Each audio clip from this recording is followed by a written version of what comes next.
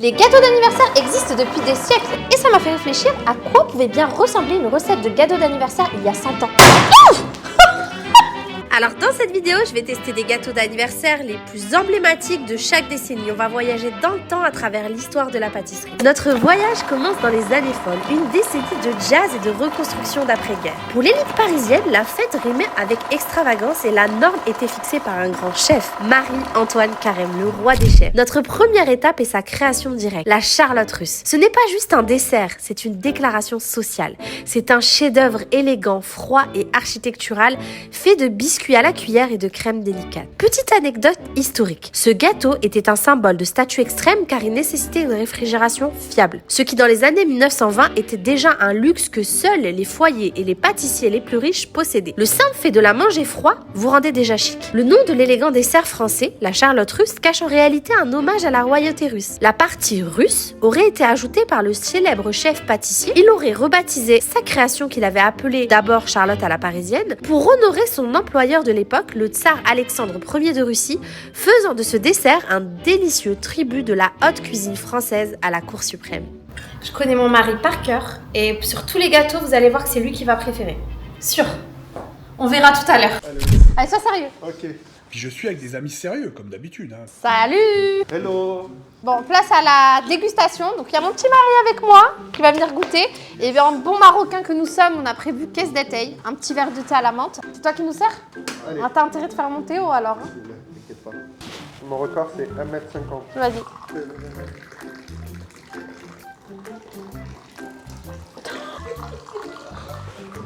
Tout est bien filmé, s'il te plaît. Tout est à côté. Jamais de la vie. Ça, c'est normal. C'est pour qu'il y ait une bonne aération et que le thé il soit bien soutenu. Tout est à côté, ça. Oh là là. Et voilà. Pour le dernier verre. Tiens. Ok, là. Allez, à moi. Allez, let's go. Bismillah. Allez, c'est parti. Alors? Attends, stop. 2 secondes. Il va mesurer. Vas-y, on va mesurer. Allez, bismillah. Mesure. Ah, tu m'as in. Alors? Il a triché. Non, j'ai pas fait 15 cm. Ben si, j'ai fait 15 cm. Bon, allez. À la tienne. La tienne aussi. Donc, premier dessert, la charlotte russe. Donc, on va goûter ça. Je sais pas pourquoi ils disent la charlotte russe, à savoir que ça a été inventé par un Français, je tiens à préciser. Donc, on va goûter ça. Peut-être parce qu'il a fait en Russie. Non, c'est parce que son chef, il était russe, on a fait des recherches.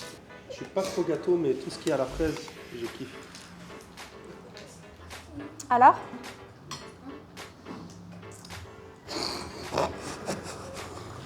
Puis je suis avec des amis sérieux, comme d'habitude. Hein. C'est pas être sérieux. Magnifique. Incroyable. Et les enfants, vous savez pas ce que vous ratez. Hein. Ouais, regardez-nous bien là-bas. Où le thé, il est Regardez-nous bien. amazing. Alors, une note sur 10? Mon jugement, il peut être biaisé. J'adore la fraise. Tu me fais un truc, tu mets de la fraise dedans. Allez, je vais mettre 4 sur 5.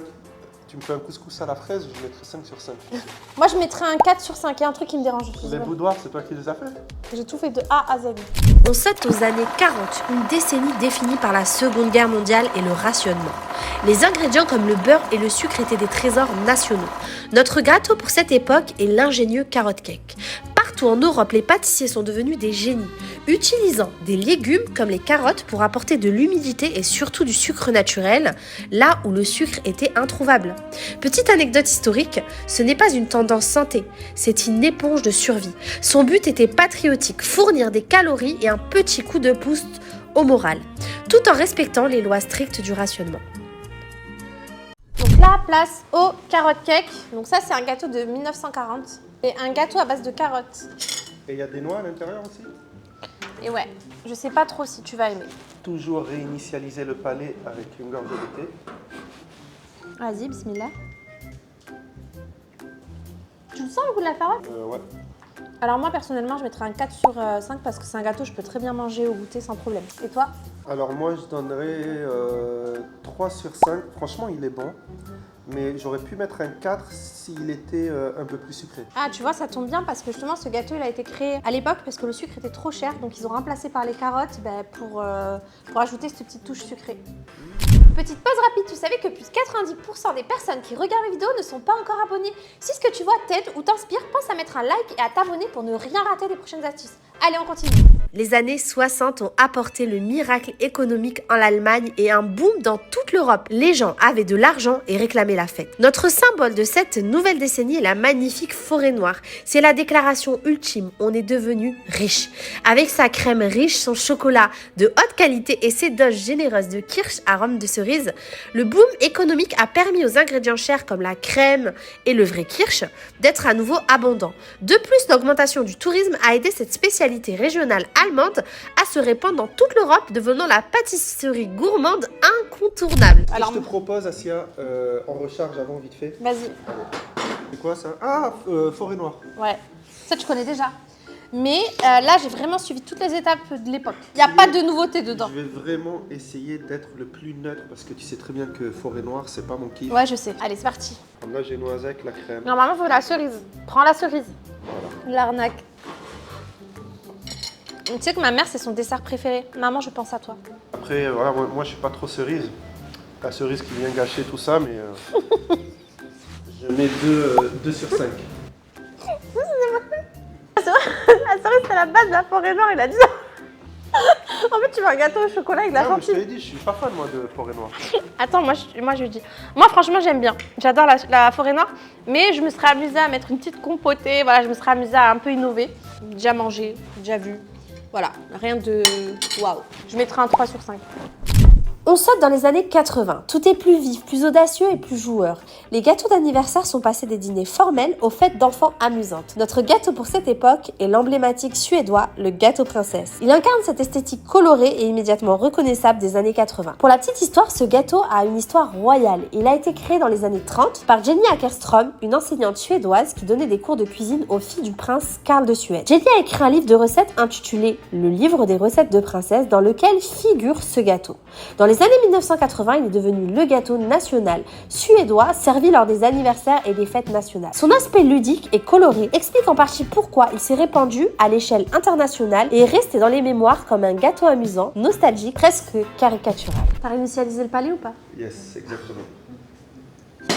Alors, ça c'est le gâteau, j'étais vraiment pressée de goûter parce que je ne l'ai jamais goûté de ma vie. Ah ouais, il est vraiment atypique, ça. Et il est trop beau, je trouve. Je trouve ça trop mignon. Go goûter. Dessus, c'est de la pâte d'amande, c'est pas de la pâte à sucre. Je sais juste que c'est de la pâte d'amande, j'ai aucune idée de ce qu'il y a à l'intérieur. Allez, ça va être la surprise alors. Donc même moi, je sais pas ce que va donner la découpe. C'est parti. Bismillah. Il y a de la crème. C'est la forêt noire des Suédois. Pas qu'il y a des cerises dedans. Non, il y a de la fraise comme thème. De la fraise? Ouais. Un petit peu. Là, tu prends un peu de tout. Ok. Génoise, diplomate, fraise, C'est quoi la crème là? d'adiplo, comme ce qu'il y a dans le fraisier. Mais cette crème là, en fait il y a deux types de crème. Celle-là c'est quoi? C'est la Diplo? Diplomate, chantilly, génoise, à pâte d'amande. Alors je suis agréablement surpris. Il y a de la douceur, J'aime beaucoup. il y a du goût. Je vais pas dire 5 sur 5 mais 4 sur 5. Moi, je mets 5 sur 5. Moi, je mets 5 sur 5. Je trouve que ça manque de fraise. J'aurais mis... Allez, vas-y, je vais pas mettre 5 sur 5. 4 sur 5 parce que j'aurais ajouté un coulis de fraise aussi dedans. Après pour les anglophones qui nous suivent, it's an amazing cake. I give 4 on 5. Oui, mais pas en arabe. ودابا انت كلا Arabe littéraire. عربي كده يا ايها الناس هذا حلوة ما شاء الله حسنة جدا Hadiya helwa. Et je peux même dire en allemand Das ist eine schöne Cake. Et ça, c'est un gâteau suédois. Tu sais le dire en suédois? Est-ce que tu peux me dire comment on dit en suédois c'est un bon gâteau? En suédois, on dirait Det är en god tårta. Det där en god tårta. Est-ce que je le prononce bien? Det där en god torta. Très bien prononcé. On est arrivé à l'ère moderne, les années 2010. C'est la décennie où le design des gâteaux est devenu de l'art pur et où son succès a été jugé par sa capacité à être photographié sur les réseaux sociaux. Notre dernier gâteau représente la plus grande tendance du cake design, les gâteaux nus. C'est l'opposé visuel du gâteau lissé du passé. Le design est centré sur le minimalisme et la texture. Pour la petite histoire, cette tendance était une rébellion contre la pâte à sucre. Elle a dominé les réseaux sociaux parce que les couches exposées, les fleurs fraîches et son côté aéré étaient magnifiques en haute résolution, capturant l'esthétique authentique et minimaliste de la décennie. Joyeux Anniversaire,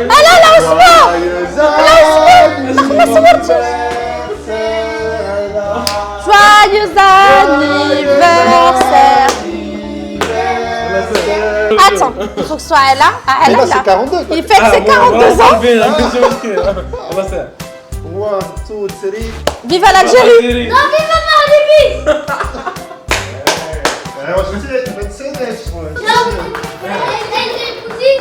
Voici le fameux naked cake, le gâteau que je déteste le plus, je crois, parce que j'ai vraiment du mal du fait qu'il n'est pas fini. Et pour la perfectionniste que je suis, il manque un truc, tu vois. Le fait qu'il soit tout nu Mais je comme me ça. souviens, une période, à l'époque, on avait Et au beaucoup tout de- début, ouais, quand tu avais la boutique, tu avais énormément de commandes de gâteaux. Ouais, comme ça. ouais, c'était la Même mode. en pièces montées. C'était en la 2 mode à étages, l'époque. 3 étages. C'était la mode à l'époque et j'avais même des gâteaux de mariage comme ça, tu te rappelles?